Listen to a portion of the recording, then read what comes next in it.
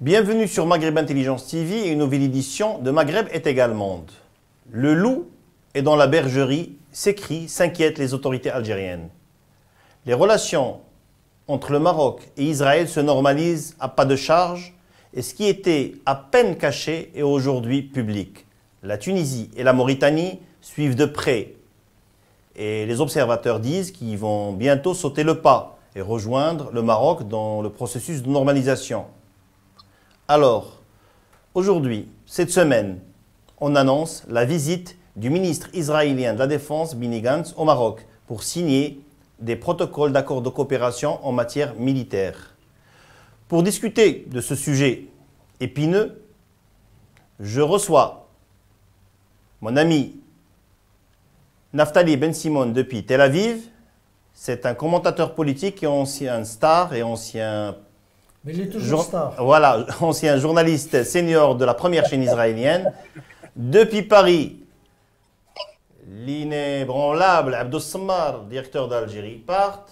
Depuis Nouakchott, cette fois-ci, le directeur des rédactions d'Apa News, Lamine Ould-Salem. Et ici au studio, Naïm Kamal, directeur de Quid. Bonsoir tout le monde. Bonsoir. Bonsoir et merci de cet accueillement. Naftali Ben Simon, alors Israël se rapproche énormément du Maroc, beaucoup plus qu'avant. Les relations sont en train d'être normalisées, les relations diplomatiques on les annonce pour bientôt. Un accord de coopération militaire, cela effraie l'Algérie. C'est quoi ton commentaire? Bon, cette visite, le ministre Benny Gantz demain avec sa délégation de la défense israélienne.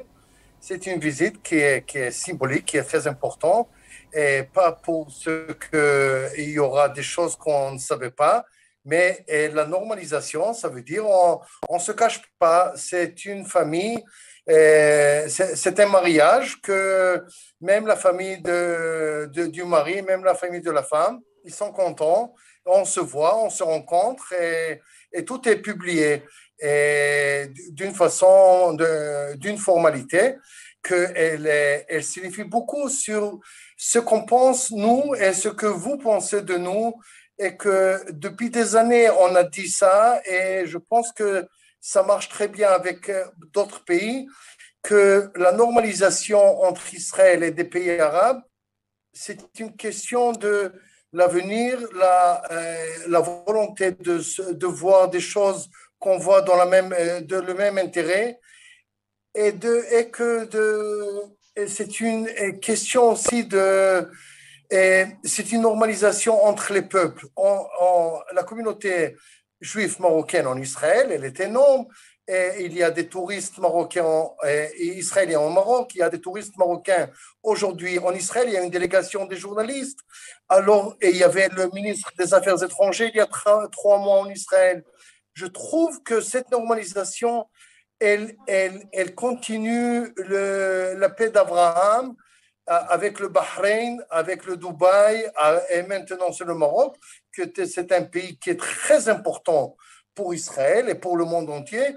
Et je trouve que quand on regarde toute cette image, ces relations-là, alhamdoulilah, ils sont normales, comme des relations entre frères et famille.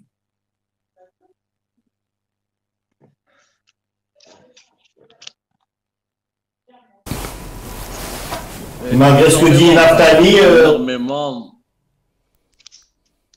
Non, depuis Alger, en tout cas, c'est perçu de manière totalement différente, pour ne pas dire de manière diabolisante. Voilà, j'utilise un peu le néologisme, d'une manière totalement diabolisante. L'Algérie est très inquiète, et pas que l'Algérie. Je pense que le Maroc sous-estime aussi les craintes qui se sont exprimées publiquement maintenant en Espagne. Il y a un rapprochement d'ailleurs entre Alger et Madrid concernant les projets militaires israéliens au Maroc. Alors, ce qui inquiète l'Algérie, c'est que c'est pas ces rapprochements diplomatiques formels, protocolaires, cérémoniaux ou économiques. Ce qui inquiète particulièrement l'Algérie, c'est le déploiement militaire israélien au Maroc. Plus exactement, l'histoire de la base militaire, qui sera à moins de 200 km de la frontière algérienne, la fameuse base militaire dont parlent officiellement les médias espagnols.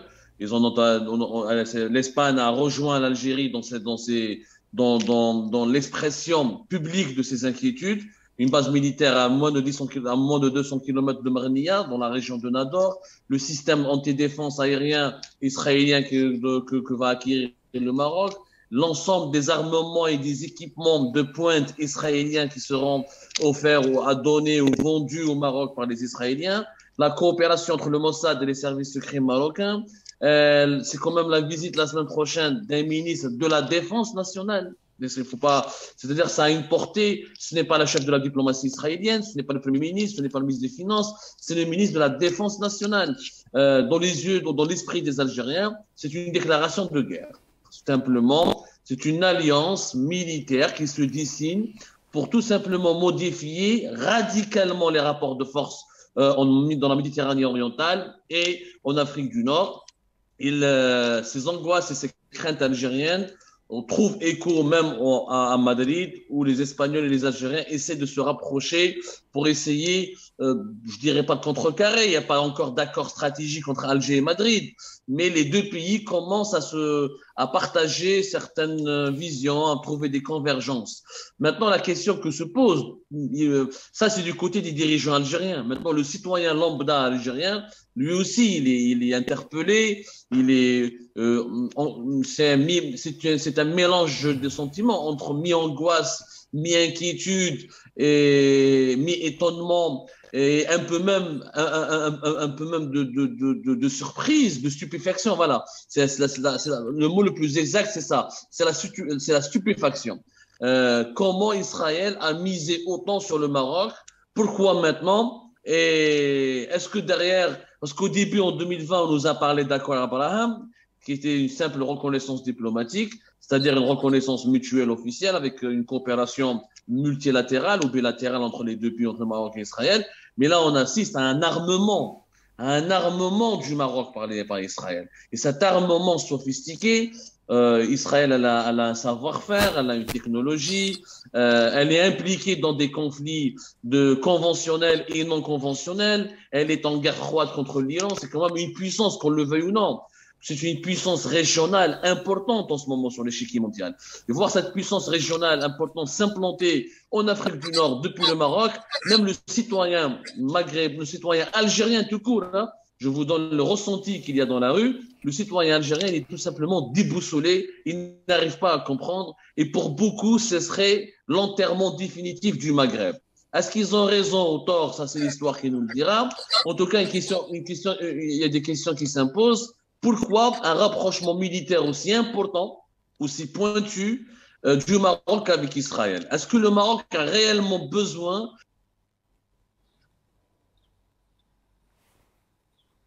Ça s'est coupé le micro, Ejma. Allô? Voilà, Continue. Oui, là, on continue. On entend. Vas-y, Abdou. Oui, ça s'est désactivé. Hein? oui, un moment, oui. Donc, je disais, pour terminer, je pense, comme ça, vous ayez une image entière, complète, détaillée, précise de ce qui est ressenti, de ce qui est discuté, de ce qui est dit à Alger. Israël qui occupe la Palestine est en train d'occuper le Maghreb. Voilà comment globalement l'Algérie ressent la situation. C'est une occupation bis, une occupation déguisée.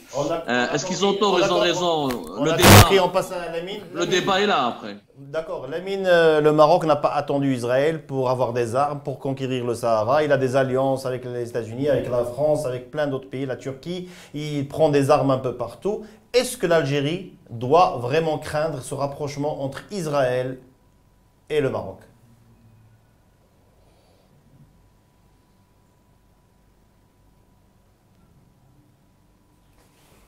On n'entend pas Lamine. Il y a un problème, on t'entend pas Lamine. Lamine, on n'entend pas. Lamine, on t'entend pas, tu as un problème de micro. Bon, c'est la même question que en attendant que tu règles ton problème. Vous m'entendez? Là c'est bon, là c'est bon. Excellent, c'est bon. Alors, je disais, je ne sais pas si les Algériens ont le droit d'avoir peur ou pas ou de craindre ce rapprochement entre le Maroc et Israël.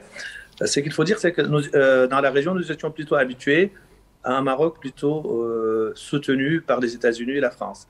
Le cas d'Israël est un cas très particulier dans le monde arabo-musulman. Je pense que c'est une évidence.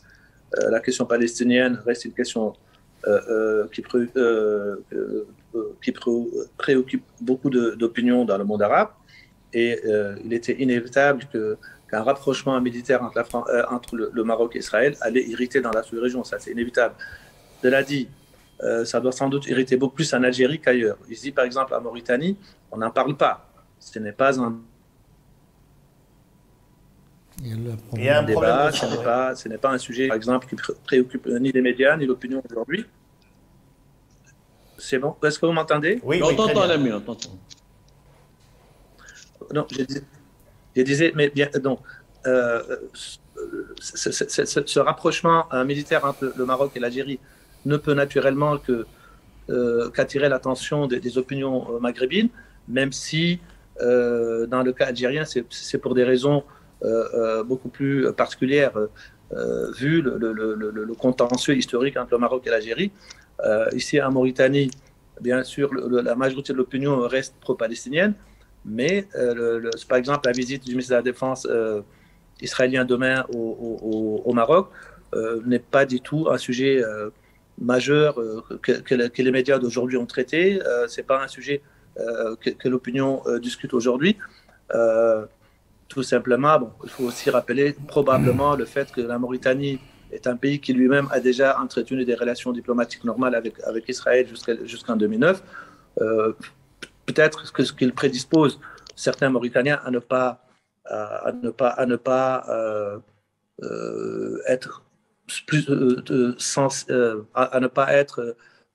fondamentalement hostile à cela, d'autant plus qu'il n'y a pas de contentieux entre le Maroc et la Mauritanie. C'est-à-dire une coopération militaire entre le Maroc et Israël n'inquiète pas les Mauritaniens parce qu'ils estiment qu'elle n'est certainement pas destinée, n'est certainement pas orientée contre eux. Est-ce que aujourd'hui, le rapprochement entre Israël, la normalisation entre Israël et le Maroc constitue une menace pour l'Algérie? Est-ce que la signature d'accords militaires, d'accords sur le plan technologique, sur le plan d'éducation nationale, aujourd'hui constitue une menace pour l'Algérie? Non, je ne voudrais pas ironiser, mais je vais quand même dire que si le Maroc demain achetait un chameau à Israël, ça va inquiéter Alger. Alger s'inquiète de tout et de rien, c'est une tradition, c'est une habitude. Et les relations maroco-israéliennes ne datent pas d'aujourd'hui et ne datent pas des accords d'Abraham, il faut le dire, il faut le rappeler. Le Maroc, depuis toujours, a entretenu des relations assez continues, assez soutenues avec Israël. D'abord, pour revenir à une historique très simple, je l'ai dit l'autre fois, le Maroc a été le premier pays arabe à recevoir le président du Congrès juif mondial, Goldman.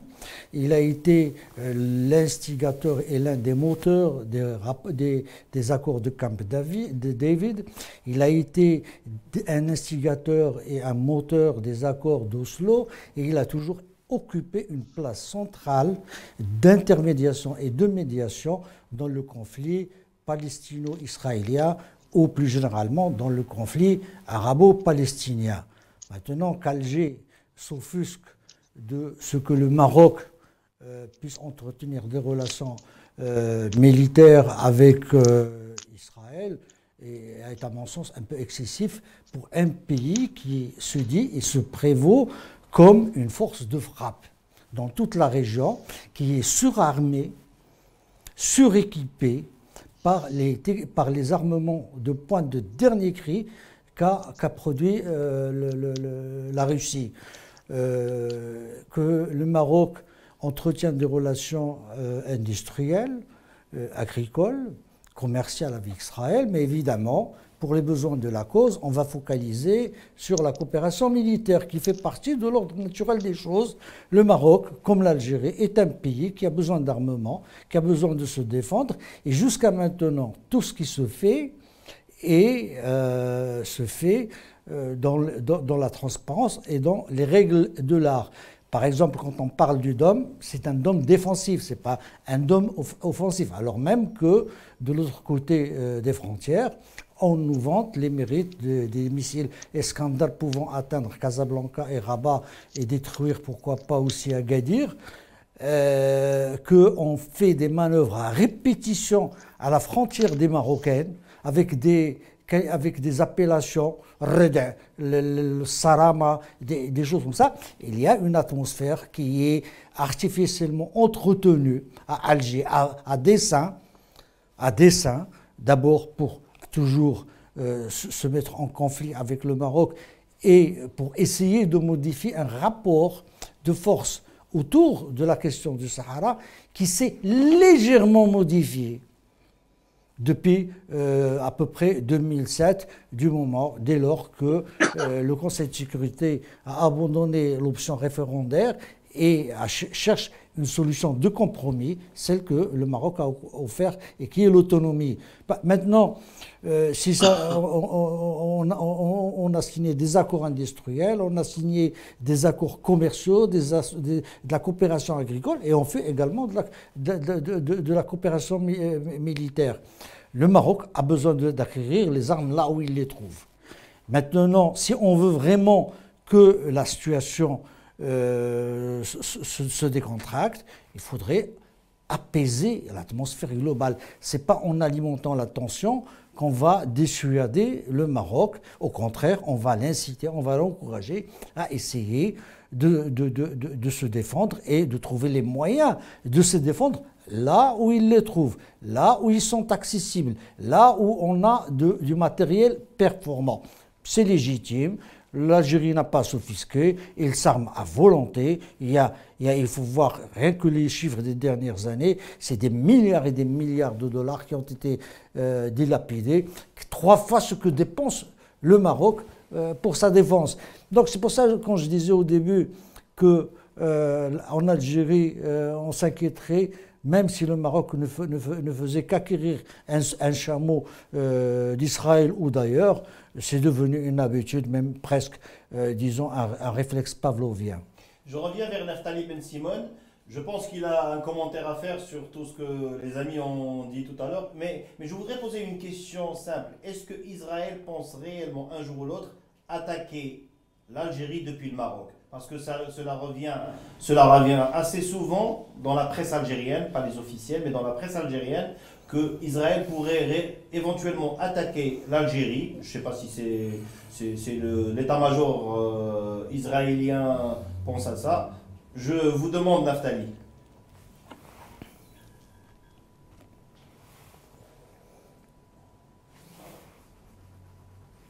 Le micro, Naftali. Il y a un problème de micro, Naftali. Il y a un problème de Est-ce que maintenant ça va? Bon, là, c'est bon. Là, c'est bon. Voilà. Alors, je n'arrive pas à comprendre mon collègue qui parle sur la fierté des Arabes, des Maghrébins, sur la question palestinienne, sur l'État arabe, avec la paix avec Israël. Le Maroc, il a pris des très essentiels rôles dans ces accords-là. Alors, aujourd'hui, il y a les accords de la climatisation mondiale entre l'Égypte, la Jordanie. Il y a des accords entre Israël et la Jordanie pour de l'eau et l'électricité, avec l'Égypte pour le gaz naturel. Et qui c'est qui donne beaucoup plus de produits à les Palestiniens, si ce n'est pas le côté israélien, avec le Qatar, avec le Dubaï, il y a le Expo, il y a un monde arabe normal qui participe tous les bénéfices de l'avenir. Et l'Algérie, elle n'est pas dans ce jeu-là. L'Algérie, depuis des années, elle est restée en arrière avec des questions de fierté, des questions de jalousie du Maroc, des questions de... Ça veut dire on est contre. J'ai jamais entendu le régime algérien qu'il est pour quelque chose. Même dans les Jeux olympiques, il ne voulait pas être contre un Israélien parce que je ne sais pas quoi. Qu'est-ce qui peut arriver on est dans un sport qui ne voulait pas. L'Iranien qui l'a quitté, il a fait ça, mais l'Algérien, il n'a pas fait ça. Alors l'Algérie, elle est restée sans les accords parce que les Américains, ils ont fait les accords avec les Marocains sur le Sahara. Et l'armée israélienne ne sera pas au Maroc. Arrêtez avec ces histoires, je ne sais pas, des films de Hollywood. Ça ne va pas arriver. C'est une visite d'un ministre de la Défense qui veulent remercier cette relation diplomatique entre les deux pays.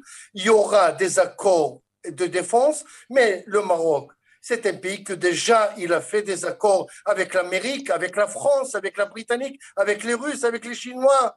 Alors, ce n'est pas qu'ils ont attendu Israël d'arriver pour faire des accords. Ils sont déjà bien placés et bien, ça veut dire qu'ils ont déjà bien arrangé la maison. Alors, s'il y aura maintenant des accords de technologie, de cyber, je ne sais pas quoi, entre les forces israéliennes et les forces marocaines, ça c'est pour l'avenir de l'État, c'est pour l'avenir de la région, c'est pas pour faire des guerres contre l'Algérie. On n'a rien à faire avec l'Algérie. L'Algérie, c'est un pays qui se bat entre eux, c'est dommage, je suis triste pour ça. C'est une instabilité politique qui les tape chaque jour. Je vois ça dans le niveau de vie, je vois ça dans beaucoup de choses. C'est dommage, mais ce n'est pas la question israélienne-marocaine qui doit déranger les citoyens algériens. C'est la question politique algérienne. Qu'est-ce qu'on devient? Pourquoi on est en arrière? Pourquoi ça fait des années qu'on reste en arrière? Pourquoi on est avec le Hamas? Qu'est-ce que ça nous donne? Parce que déjà les pays arabes, ils ont dit oui, on peut parler avec Mahmoud Abbas, le Palestinien, le chef de l'État palestinien. Pourquoi on doit être avec l'extrême de l'Iran, l'extrême de Hezbollah, l'extrême de Hamas? Qu'est-ce que ça donne? Qu'est-ce que ça a donné à les pays arabes? Rien que le détruit. Ça n'a rien donné. Hier matin, un professeur arabe de Jérusalem qui reçoit son salaire de l'école où il apprend 7000 dirhams pour sa famille, pour lui. Il décide à l'âge de 42 ans, avec 4 enfants, il se lève le matin, il décide de partir à El Aqsa et après de tuer des gens. Si c'est des juifs, des touristes, je ne sais pas quoi. Mais il a tué un jeune homme qui devait se marier le mois prochain. Qu'est-ce que ça donne? Quelle fierté ça donne? Aujourd'hui, le nouvel monde, c'est le monde qui comprend l'autre, l'avenir, la technologie, la fierté du Maroc, la fierté de Dubaï, la fierté de Arabie Saoudite, et pas essayer de dire la fierté des Palestiniens. Les Palestiniens, ça va, peut-être il y aura un accord de paix dans 100 ans, je ne sais pas, mais la question c'est qu'est-ce que ça devient? Qui c'est qui reste en arrière et qui c'est qui va en avance? Ça, c'est la seule question qui est sur la table, à mon avis. Abdou, une réaction? Non, une réaction naturellement. D'abord, moi je suis journaliste, moi je vous retrace ce qui se dit, c'est le ressenti des dirigeants et de la rue. Moi je vous rapporte des informations, je ne me prends pas position. J'essaie de vous expliquer comment les Algériens sont en train de ressentir, de réagir, comment ils sont en train de concevoir la situation actuelle. Maintenant, il y a deux volets. Mais pourquoi ils sont comme ça? Pourquoi cette... Justement, je vais répondre. Justement, Naftali, il y a deux volets importants que vous devez comprendre. En Algérie, d'abord, il y a un problème interne. Il y a une crise interne politique, il y a une crise économique, il y a une crise financière, il y a une remise en cause générale du système algérien, du mode de gouvernance et de la légitimité de toutes les institutions algériennes depuis la crise politique de la succession de Abdelaziz Bouteflika. À partir du moment où on n'a pas trouvé un successeur à Abdelaziz Bouteflika, on est entré dans une crise systémique. Le système algérien est rentré dans une crise interne et ça s'est soldé par une instabilité politique qui a mené vers l'élection de Abdelmajid Tebboune. Le régime algérien, malheureusement, qu'on le veuille ou non, la théorie de l'ennemi extérieur, elle a fonctionné. Il a toujours utilisé l'ennemi extérieur pour bâillonner les opposants, pour bâillonner les journalistes, pour emprisonner les activistes. Moi-même, je ne vous cache pas, le fait que je participe moi-même à cette émission, on m'a traité de traître, d'ennemi de la nation, on menace ma famille, on prend en otage une partie de ma famille. C'est pour vous dire que aujourd'hui, auparavant, l'ennemi extérieur, c'était le Qatar, c'était les frères musulmans, c'était l'islamisme mondial, c'était l'impérialisme américain. À chaque fois, l'Algérie a toujours eu un ennemi. Naturellement, malheureusement ou naturellement, ça peut se comprendre. L'ennemi israélien est une figure qui marche parce que la rue algérienne est une rue profondément nationaliste. C'est un pays où le socialisme nationaliste a beaucoup marqué les esprits. Nous sommes l'un des pays les plus nationalistes du monde. L'indépendance de l'Algérie a été érigée selon les principes du nationalisme, pas comme le Vietnam selon les principes ou les valeurs du socialisme. Le panarabisme, le sentiment d'une arabité qui est très forte. La question palestinienne, elle est aveuglément attachée à la question algérienne. Donc, la rue algérienne, d'abord, c'est pas un pays ouvert. Nous ne sommes pas un pays ouvert, malheureusement. On reçoit pas 10 millions de touristes, on maîtrise pas fortement l'anglais, on a grandi, les Algériens ont vécu dans un aquarium. On leur a toujours dit, l'étranger, vous veut toujours du mal. Comme Israël s'est implanté au Maghreb et au Maroc, ça a donné une excuse, ça a donné un prétexte magnifique au régime algérien. Au moment de la normalisation, Israël-Maroc est intervenu en 2020, c'est-à-dire en pleine crise politique algérienne. Au moment où Abdelmajid Tebboune était hospitalisé, malade en Allemagne, au moment où le régime algérien avait encore du mal à trouver un leader, il avait du mal à être uni face à une rue, à un peuple qui est majoritairement contre lui. Donc, il a utilisé abusivement, mais en tout cas, il a utilisé avec efficacité la figure de la main étrangère, notamment la figure du sionisme, entre guillemets, de l'implication israélienne, pour bâillonner et pour terrifier tous les Algériens. Si je comprends bien le raisonnement des autorités algériennes, c'est que le Maghreb doit stagner en attendant que Tebboune soit remis, en attendant que les clans ne se disputent plus en Algérie, en attendant que l'Algérie prospère. Le reste des pays du Maghreb doivent s'arrêter, attendre et régler leur montre sur l'horloge d'Alger. En fait, Naïma, un commentaire, s'il te plaît. Naïma, un commentaire. Ouais. Non, en fait, je voulais juste rajouter. Oui, je voulais rajouter juste une dernière information pour le deuxième volet. C'est encore pire. Pour l'Algérie, le Maghreb n'existe plus. Et en tout cas pour les dirigeants algériens, c'est à cause du Maroc que les Maghreb n'existent plus. Parce que pour les dirigeants algériens, ils sont en train de le dire aux Tunisiens, ils sont en train de le dire aux factions libyennes, ils sont en train de le dire même aux pays du Sahel comme aux généraux maliens, que c'est le Maroc, en s'alliant avec Israël, il a désintégré totalement la région. Et dernière chose, la hantise de l'Algérie, c'est le déclassement. C'est le nouvel ordre régional qui se dessine depuis 2020 et dans lequel l'Algérie ne trouve pas de place. Auparavant, l'Algérie, elle avait une place parce qu'elle était la puissance de la région, elle était le pays le plus armé de la région, elle était le pays le plus pana-arabe, le dernier pays nationaliste après le régime syrien de Bachar el-Assad. Elle était le pays qui avait les hydrocarbures, qui avait la manne financière, qui s'est imposée comme un carrefour d'échange à l'époque de Abdelaziz Bouteflika, toutes les délégations que nous recevions, tous les dirigeants algériens, elle avait un rôle important. Depuis la crise de succession de Abdelaziz Bouteflika, non, je termine. Oui. Je termine. Le nouvel ordre régional, les cartes ont été rebattues, et dans cette nouvelle ordre régional, l'Algérie ne trouve pas son compte. Parce que, et je réponds à Naïm, on ne peut pas comparer Israël à la Russie.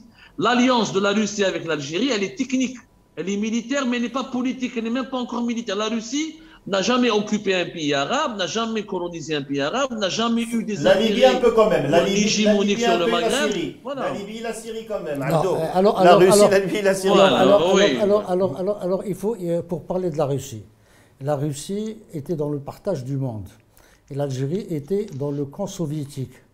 Et quand l'Union soviétique est tombée, l'Algérie est restée dans le giron ancien.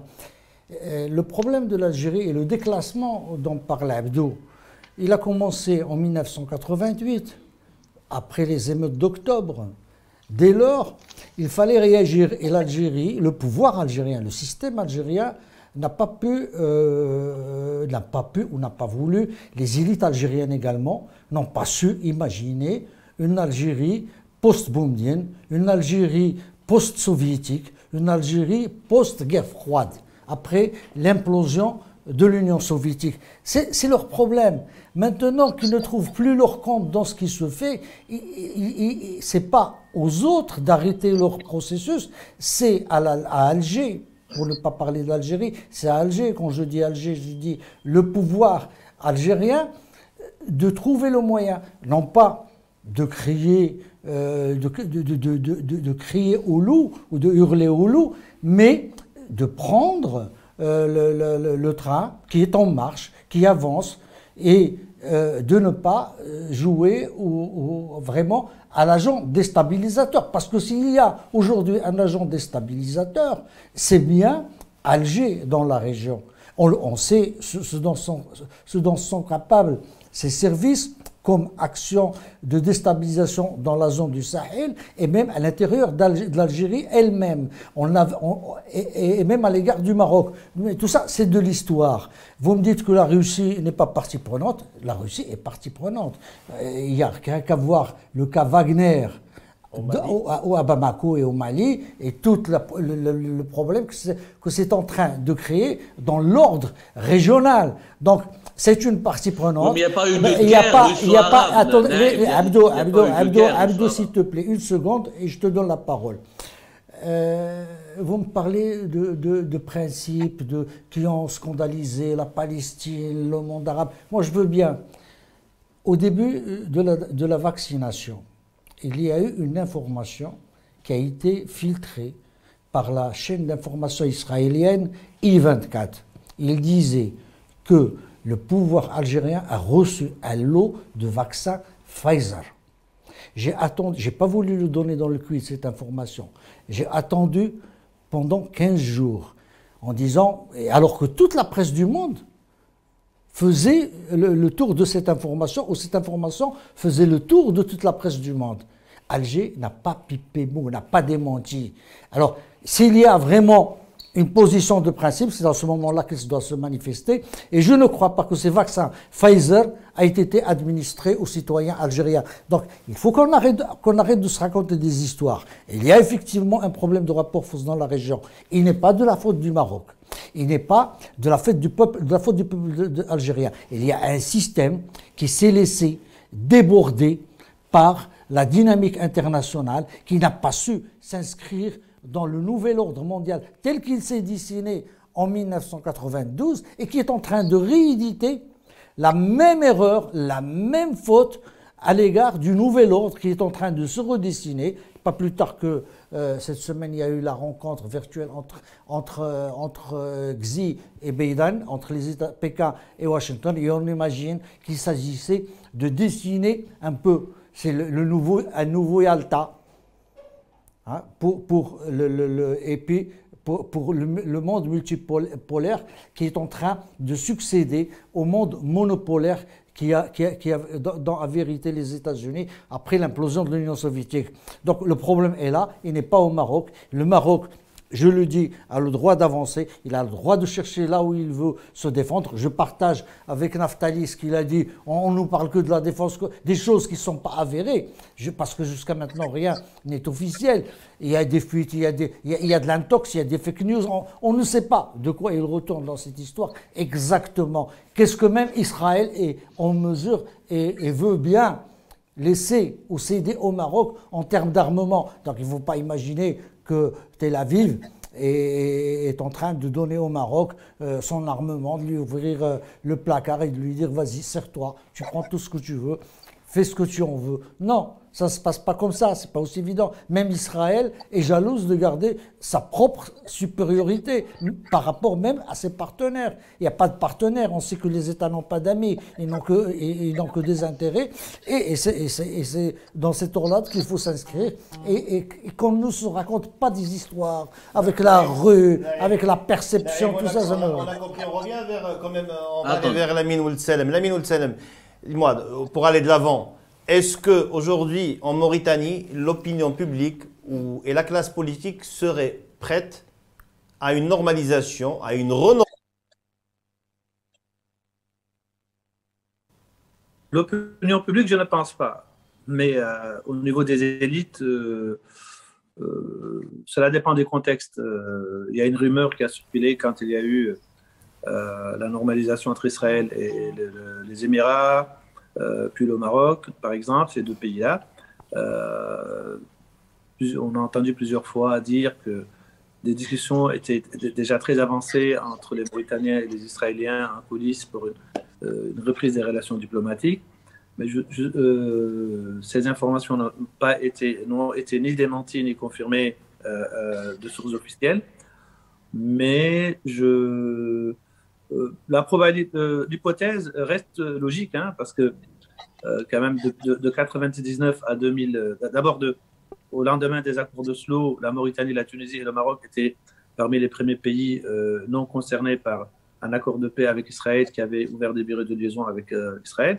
Et puis à partir de 99, il y avait des relations diplomatiques pleines et entières jusqu'en 2009, rompues pour des raisons électoralistes, entre autres par l'ancien président Mohamed Abdelaziz, qui était en pleine campagne électorale à l'époque pour se faire élire après un putsch.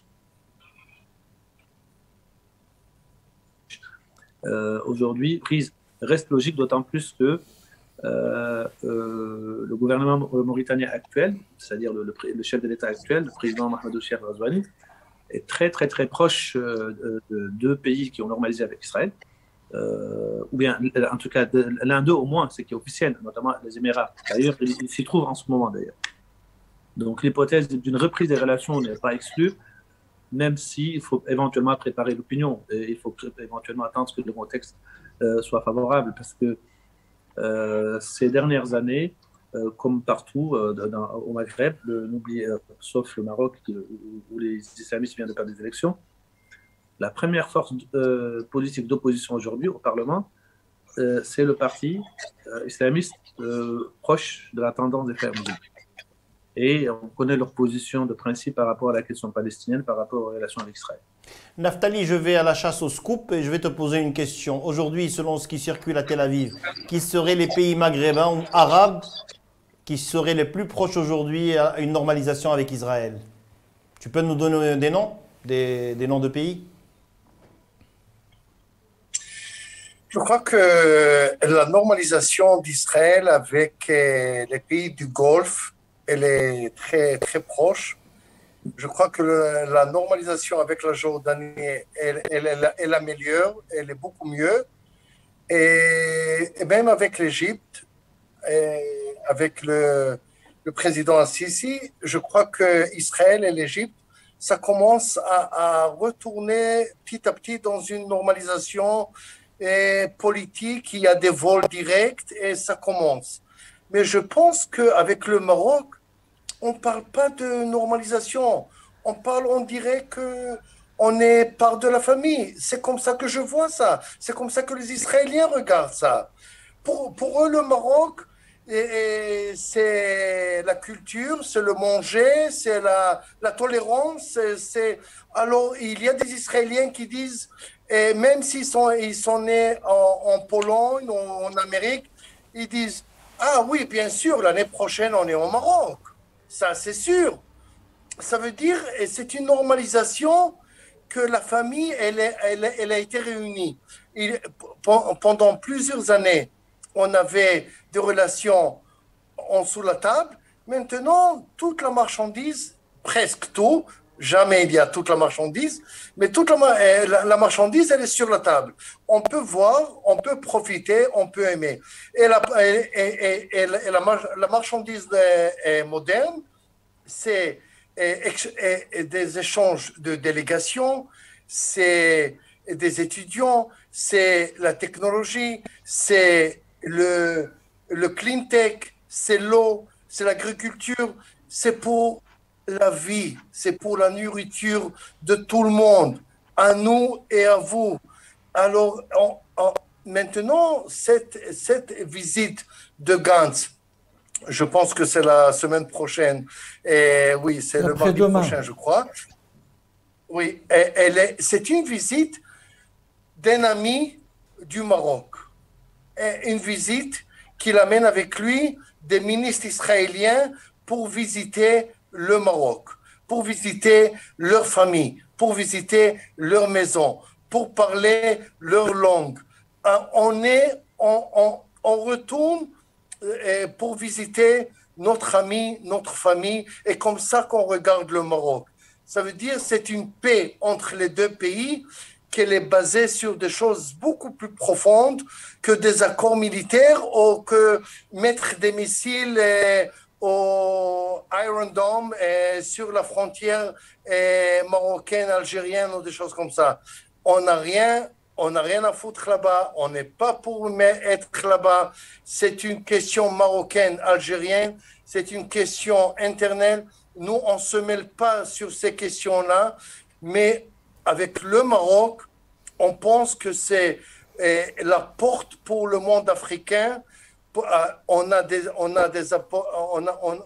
accords avec le Soudan, et on avait avec la Mauritanie.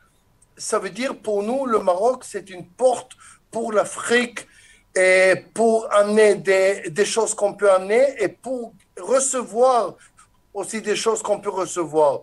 On ne sait pas tout. Il y a beaucoup de choses qu'il y a en Afrique et que nous, on aimera beaucoup. Mais ça doit venir avec la question qui est dans la base de notre vie. Est-ce qu'on est dans le côté qui regarde l'avenir, parce que les défis de l'avenir, elles sont énormes? Est-ce qu'on est dans le côté qu'on ne veut pas voir l'avenir, on veut se bagarrer, on veut faire une guerre de religion? Cette guerre de religion, elle n'a jamais réussi. Elle a rien que tué des gens. Et malheureusement, la plupart, c'est des musulmans. On n'a rien gagné dans cette guerre de religion. Le djihad, il n'a rien fait. Il a laissé rien que il a détruit tout. Alors nous, on veut participer dans un monde qu'on est très content que le Maroc et le Dubaï, le Émirat, le Qatar, la Saoudie, l'Égypte, la Jordanie, le Soudan et l'Europe et l'Amérique, ils sont dans le même compte. Et pour moi, c'est une grande fierté, c'est une grande victoire, pas pour les Israéliens. On ne joue pas le jeu de victoire israélienne.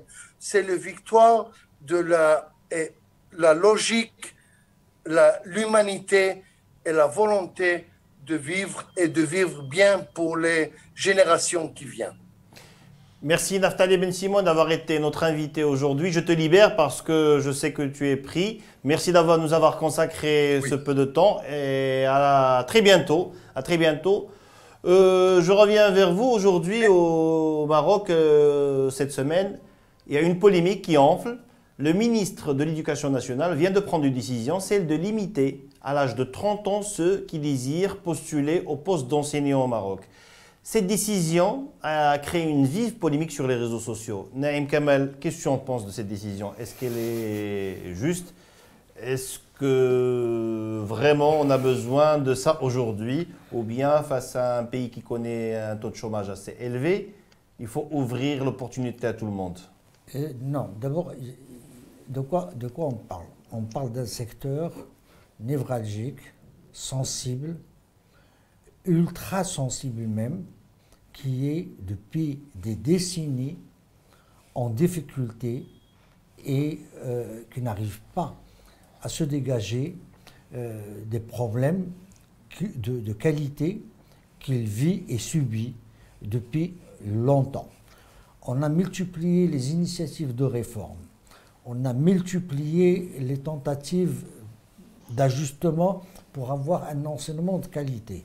On a essayé de créer un enseignement public qui a coûté un enseignement privé sans que l'un ne se fasse au détriment de l'autre, sans qu'on puisse vraiment, même au niveau supérieur, hein, pas seulement primaire et secondaire, sans qu'on puisse vraiment régler le problème de la production d'une élite diplômée, compétente, digne des diplômes qu'elle porte, c'est-à-dire bien.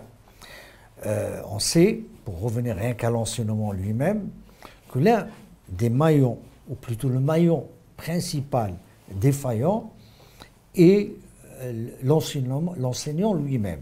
Je sais que je vais m'attirer les foudres de tous les syndicalistes.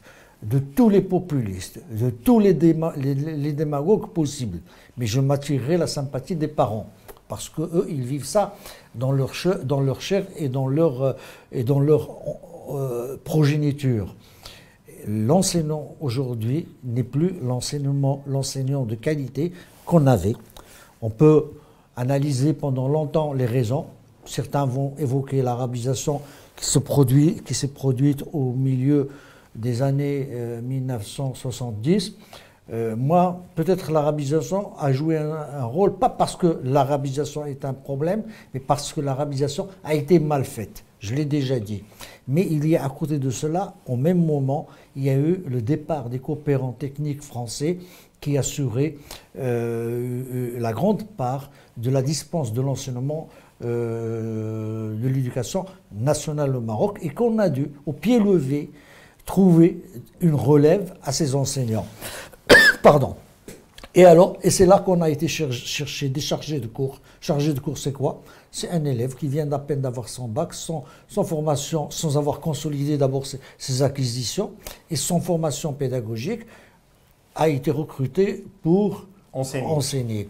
Sachant que le corps enseignant, depuis toujours, a été miné par l'intrus politique et syndical dans sa structure et sa structuration. Ça a beaucoup joué. Aujourd'hui, on en est, il faut le dire, en présence d'un corps enseignant qui a besoin d'être formaté et plus que formaté, d'être réinitialisé parce que le niveau n'y est pas, parce qu'on peut changer les programmes, on peut améliorer les programmes, on peut faire ce qu'on veut, construire des classes, amener du matériel. Si on n'a pas le personnel idoine, adéquat pour dispenser un enseignement de qualité aux élèves, on n'y arrivera pas. Et cet enseignement, c'est défaillant. Maintenant, pour revenir à la circulaire du ministre de l'Éducation nationale sur la limitation d'âge à 30 ans pour pouvoir postuler ou candidater à une formation d'enseignant contractuel dans le cadre de l'éducation nationale. Ben, j'imagine que un enseignant, c'est comme un militaire. Il a affaire à des élèves, il a affaire à des gens en jeune âge, et il a besoin de toute son énergie et de toutes ses capacités intellectuelles. C'est aussi bien intellectuelles que physiques. Que physiques, pour pouvoir encadrer 3 ou 4 classes en même temps, ce qui lui ferait à peu près dans les 150 élèves tous les jours, et de suivre avec eux. Ce n'est pas à 35 ans, ce n'est pas à 40 ans, ce n'est pas à 50 ans comme ça a été fait avec Al-Athmani, qu'on va devenir enseignant ou qu'on va avoir la vocation de l'enseignement. C'est dès un jeune âge, il y a des choses qu'il faut faire dès le début, quand on est encore frais et moulu, pour pouvoir donner le maximum et pouvoir être même perméable au recyclage. À 40 ans, 50 ans, 45, on a des enfants, on a une famille, on a des problèmes familiaux, on a des problèmes même de santé. Même à 30 ans, ça peut arriver. On a des problèmes, mais c'est pas les mêmes.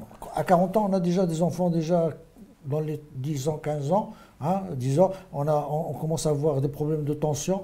Bien sûr qu'on peut les avoir à 30 ans, mais en général, on les a plus à 40 ans, 45 ans, 50 ans. On a le diabète, on peut avoir beaucoup de problèmes, on est déjà usé. Et on veut, en ce moment-là, se découvrir une vocation, parce qu'on a une licence qui date, sans recyclage, qu'on va se découvrir une vocation d'enseignant. Donc, il fallait, à mon sens, limiter, et c'est une bonne décision. Maintenant, il va falloir s'y tenir, ne pas l'utiliser comme diversion pour le problème de la fonctionnalisation que veulent les contractuels. Ça, c'est un autre problème. C'est un autre problème, ce n'est pas le problème aujourd'hui. Abdou Semmar, je vais te poser la question, c'est une actualité marocaine, mais j'aimerais bien avoir ton avis, toi et Lamine, après. La circulaire du ministre de l'Éducation nationale limite l'âge de postuler pour le poste d'enseignant à 30 ans. tout en sachant qu'au Maghreb, on a le bac généralement vers 19-20 ans. Après, on a un cursus de 3 à 4 ans pour une licence. On a peut-être 2 ans pour se former, soi-disant, pour se former à une carrière pédagogique. Et là, on arrive vers les 26-27 ans. C'est-à-dire on a parfois des déperditions de 3-4 ans ou de 5 ans quand l'enseignant est à 35 ans. On ne sait plus où il était. Pendant tout ce temps-là, qu'est-ce qu'il faisait? Est-ce qu'il est habilité à enseigner? Maintenant, la circulaire limite l'âge à 30 ans, mais demande aussi des mentions. C'est-à-dire les gens qui n'ont pas des licences avec des mentions ne peuvent plus postuler. Qu'est-ce que tu en penses? C'est une décision totalement populiste qui traduit l'incompétence de ce ministre qui devrait vraiment être remplacé dans les prochains jours. Oui, parce que pourquoi? c'est une incompétence crasseuse. Pourquoi? D'abord, le problème de l'enseignement au Maghreb, les jeunes ne sont pas attirés par ce métier. Les salaires sont bas. Les enseignants maghrébins, c'est parmi les enseignants les plus mal payés de toute la planète, si on exclut l'Afrique subsaharienne. Quel est le jeune marocain ou algérien ou tunisien qui voudrait à 30 ans aller enseigner dans une école primaire? Mais excepté les jeunes les plus brillants ne sont pas attirés par l'enseignement. L'enseignement au Maghreb, il est sous-financé. La majorité des budgets partent pour rattraper le retard des infrastructures.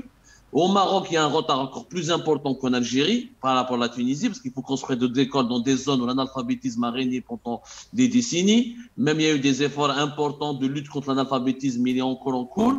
Et c'est un fléau qui est toujours là. Donc la majorité des budgets partent pour construire des écoles. C'est pour ça qu'on n'a jamais investi pour améliorer les salaires et les conditions de formation des enseignants. Obliger, limiter, dire qu'à 40 ans, à 50 ans, vous ne pouvez pas devenir enseignant, c'est se priver de ressources humaines. Oui, pourquoi pas un retraité, il peut enseigner. Je dirais qu'un retraité pourrait enseigner davantage parce qu'il a plus d'expérience de la vie, il a un meilleur recul, il a plus de contrôle du soi, il pourrait apporter à l'école beaucoup plus qu'un jeune. Ça, deuxièmement, la réforme du système éducatif marocain ou algérien ou tunisien, elle devrait se poser en des termes très différents. Aujourd'hui, nos pays, pourquoi on est sous-développé? Parce que malheureusement, si on regarde les chiffres et les dépenses, on passe notre temps à acheter des armes à la Russie ou à Israël, ou à la France, ou à la Chine, ou aux États-Unis, au lieu d'investir dans ce qui est l'élément le plus important, qui est l'élément humain. C'est l'éducation. Les budgets de l'éducation nationale en Algérie comme au Maroc, même si c'est en Algérie, c'est pratiquement le deuxième budget après le ministère de la Défense nationale, avec presque entre 7 milliards de dollars. Oui, c'est la même configuration pratiquement en Tunisie, c'est la même configuration qu'on risque de retrouver en Égypte, mais c'est toujours, on dépense toujours pour les armes plus que pour l'école et le savoir. Et c'est pour ça que nous sommes des pays arriérés, sous-développés, qui n'existent pas, on a du mal encore à exister sur un scène international. On ne parle de nous que lorsqu'on signe des accords avec Israël, avec la France, avec la Russie ou avec la Chine. On est des pauvres consommateurs, des pauvres bougres, tout le monde se moque de nous. Notre culture, elle est réduite au couscous, il y a quelques plats culinaires, alors que les autres nations avancent, créent la 5G, envoient des missiles dans l'espace, créer innovent dans les technologies, et nous, on est fiers de se battre pour inscrire un plat dans l'histoire, dans le patrimoine mondial culturel. De l'UNESCO. C'est vous dire comment on est attardé. Et ce ministre marocain, moi, je comprends pas comment, où il a passé une sale nuit. Il s'est réveillé le matin avec un projet pareil qui n'a aucun sens. Non, mais il n'a aucun sens, ce projet. Tu as besoin de ressources humaines. Tu ne peux pas exclure les retraités ou les gens qui sont âgés. Et on sait tous que les jeunes Marocains leur rêvent, ceux qui enseignent. Mais faites une enquête. On l'a fait en Algérie, on l'a fait certainement en Tunisie, en Égypte. Qu'on le fasse au Maroc, qu'on demande aux enseignants actuellement, est-ce qu'ils ont choisi ce métier par conviction ou par passion, excepté l'élément féminin. La femme marocaine comme tunisienne ou algérienne notamment, dans le Maghreb, la femme maghrébine, elle est très présente dans le système de l'éducation nationale parce que c'est un travail qui peut lui permettre de s'occuper de son foyer et de travailler en même temps, d'avoir des congés, d'avoir des vacances, etc. C'est pour ça qu'on a une féminisation absolue et importante des effectifs de l'éducation nationale. Mais on manque terriblement d'enseignants. Dans les pays du Maghreb, trouver un enseignant en anglais pour apprendre l'anglais aux enfants, c'est une gageure. Trouver un enseignant en français, c'est une gageure. C'est totalement fou. En fait, si on avait de l'argent, on devrait faire comme les pays du Golfe. On devrait importer des enseignants. On devrait importer des enseignants pour élever le niveau qui est catastrophique des sociétés maghrébines. Si j'ai bien compris, le niveau culturel. Abdo, pour toi, c'est une mauvaise décision. Je pense que Lamine doit réagir. Catastrophe. C'est une catastrophe. C'est une catastrophe. Est-ce que, Lamine, est-ce que l'enseignement doit être un fourre-tout? Celui qui n'a pas réussi une carrière avant les 30 ans, doit-il se rattraper dans l'enseignement, ou bien l'enseignement doit être une vocation, une carrière pensée, réfléchie depuis le début? C'est là où je te fais réagir par rapport à la circulaire de Chakib Ben Moussa, ministre de l'Éducation nationale. Moi, je pense que depuis le début des années 90, l'éducation nationale est devenue une espèce de fourre-tout. Toute personne qui n'arrive pas, qui est pressée d'avoir du boulot ou qui n'arrive pas à trouver du travail ailleurs, choisit d'être enseignant. Sauf que théoriquement, cette idée d'exiger que tout postulant à la profession d'enseignant ait une licence avec une mention, c'est très bien théoriquement. Cela veut dire que, bon, théoriquement, cela veut dire qu'on veut avoir des enseignants de qualité capables de transmettre un enseignement de qualité. La limite de 30 ans pose problème. En général, d'ailleurs, quel est l'homme qui attendra 30 ans pour être enseignant? En général, on postule à un concours d'instituteur à l'âge de 23-24 ans, un concours de professeur du second cycle juste après ce qu'on appelle à l'époque la maîtrise, c'est-à-dire la licence actuelle ou le master, c'est 24-25 ans. Le problème, c'est qu'il n'y aura quasiment pas il n'y aura pas de candidat au-delà de 30 ans. Parce que, sauf si, je ne vois pas quelqu'un qui était en thèse de doctorat qui va postuler pour un poste d'enseignant au primaire ou au secondaire, alors que il peut trouver du travail. Donc, je serais beaucoup plus dans ces cas. D'où, je ne dirais pas que c'est une mesure populiste. Je pense que l'intention est sans doute bonne, mais je pense qu'elle est très mal adaptée au contexte marocain, au contexte maghrébin de manière générale. Alors, on se prive de beaucoup de... Ouais, le mot de la fin, de toute façon, le mot de la fin te revient, Naïm. On se prive, parce que limité à 30 ans, cela veut dire que moi, je choisis d'être, si demain, par exemple, à 25-26 ans, je choisis, par exemple, une carrière d'avocat, et puis après, j'ai envie plutôt je suis beaucoup plus attiré, je découvre que je suis beaucoup plus attiré par l'enseignement et que je me recycle, je fais un concours d'éducation nationale, je ne pourrai plus parce que je n'ai plus de 30 ans. Et malheureusement, c'est très fréquent. C'est très fréquent. Écoutez, si peut-être vous 35 ans avec une option ouverte, même si pour vous les avez retraités. déjà fait un choix et qu'au bout de 5-6 ans, vous vous rendez compte, c'est-à-dire, j'imagine que si on est avocat à 25 ans et qu'à 31 ans, on se rend compte qu'on n'est pas fait pour être avocat et qu'on est fait pour être enseignant, vaut mieux ne pas être recruté dans l'enseignement. Non, je dis, moi je partage. C'est vrai qu'il y a un problème salarial qui fait que l'enseignement n'attire pas. Or, malheureusement, il ne faut pas prendre prétexte sur l'un pour faire passer l'autre. Ce qu'il faut faire, c'est que dire, oui, 30 ans, c'est une limite raisonnable pour quelqu'un qui veut encadrer des jeunes élèves dans un cadre d'efficacité et de compétences. Et en même temps dire, maintenant, il faut également consacrer aux ressources humaines les moyens financiers nécessaires pour que cet enseignement devienne attractif. Mais dire que parce qu'il n'est pas et parce qu'on ne consacre pas, il ne faut pas s'attaquer à un problème, il faut toujours commencer par quelque chose et déjà commencer par ne pas faire de l'enseignement le réceptacle de tous les ratages de carrière. C'est déjà important, sachant qu'effectivement, il faudrait qu'on investisse plus dans les ressources humaines, plus dans la formation, plus dans la qualification, plus dans la galvanisation des compétences. Merci, nous avons compris que vous n'étiez pas d'accord du tout sur ce sujet-là, qui reste l'enseignement au Maghreb. Peut-être il faudrait consacrer une émission spéciale pour l'enseignement au Maghreb. Il y a beaucoup à dire, il y a beaucoup à analyser. Voilà. Merci Abdou Sammar depuis Paris, merci Lamine Oulsalem depuis Nouakchott et nos amitiés aux gens de Nouakchott. Merci Naïm Kamel. À la semaine prochaine pour une nouvelle édition de Maghreb est également sur Maghreb Intelligence TV.